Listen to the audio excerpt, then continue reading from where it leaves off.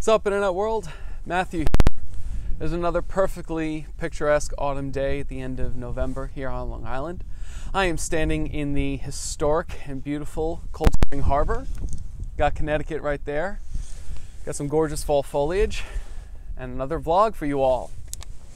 I hope you've been enjoying this series and have been able to reflect off of my experience.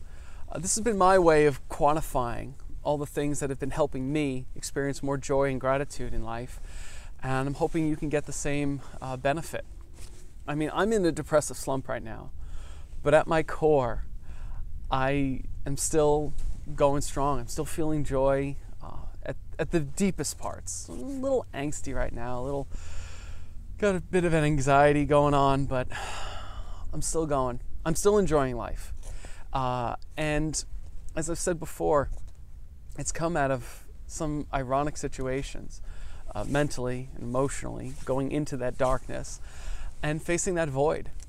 And speaking of which, I want to talk about the show Rick and Morty.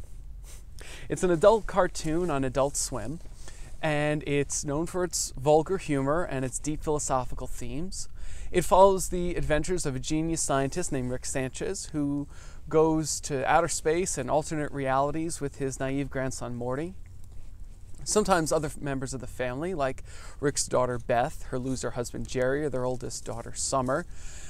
And Rick is, by all accounts, a brooding, alcoholic, nihilistic jerk.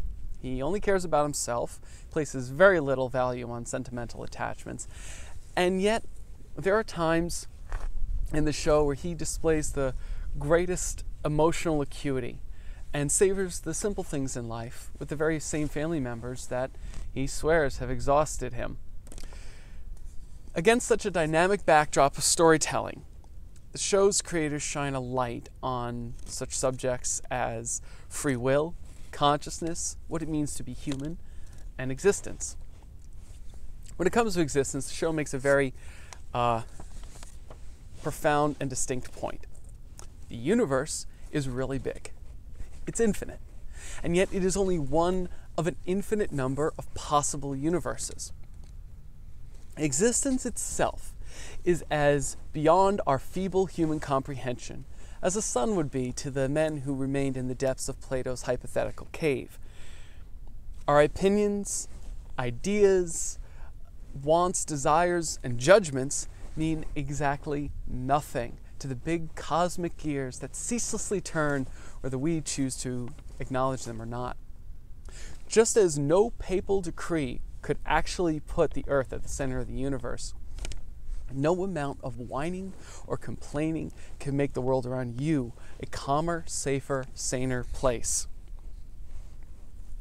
If you assume that things have to be a specific way to enjoy life, as cliche as it sounds, it means you haven't found enough contentment with yourself. If you really don't like something about the world, then it's up to you to change it by changing yourself. See, when you realize that life is big, it doesn't care about you, and that really nothing matters, it allows you to disconnect from any religious or societal dogmas. And this isn't a callous withdrawal from life so much as it is an invitation to just roll with it. When you stop insisting that life should be a certain way, you stop asking so many questions, and you just learn to deal with problems as they arise, you adapt to new situations, you make the best of things while appreciating the good things while you have them. You understand that life is a cycle of ebb and flow. Things that you perceive to be good will be replaced by things that you perceive to be bad, and back again. When you accept that life is callously indifferent to your perceptions, but yet you are still part of existence, well, it makes it just that much easier to shed your judgments. You know, those things I keep talking about in this whole series. To not put judgment on anything means you're not putting a stake in anything. So you're free to enjoy all the prospective good parts in life and just simply shrug off what sucks. Now, this is the core of nihilism, but you could just as easily call it Buddhism or heathenism or whatever ism you choose, as so long as it allows you great freedom and great consequence. Existence is pain. It is also joy. The people that you meet and form bonds with can help you along in your journey, or they can hurt you. Sometimes this process happens the other way around. You really don't know. Philosopher and educator Alan Watts said that life isn't a journey, but he likened it more to a piece of music or a dance. He said you don't dance with the purpose of ending up at a certain spot in the room. You dance for the sake of dancing. All the philosophies and religions of the world purport to tell us what the meaning of life is, but such a proposition starts at a fallacy, because it assumes that there is a purpose to life in the first place. If you understand that, well, then there's no room left in your head for judgment. You can't enjoy a juicy, flavorful peach if you're going to complain that there's a pit in the middle of it.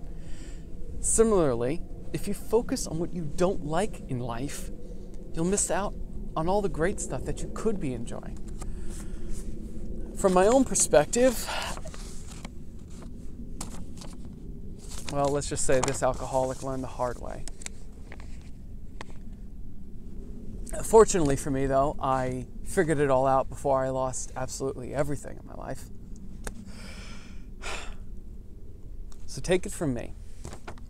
If you remain focused on the very pure act of living, you're free to savor all the sweet things in life.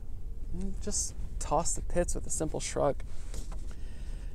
From that point on, it's easy to be joyful, and grateful, and to see abundance keep coming into your life.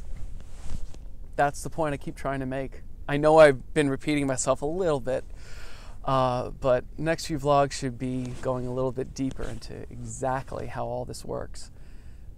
But I'll probably still end up repeating myself anyway.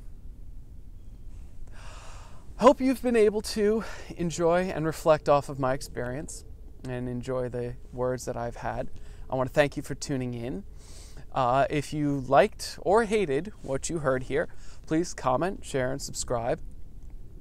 And I look forward to bringing you some more from beautiful, scenic, historic, and getting colder Long Island.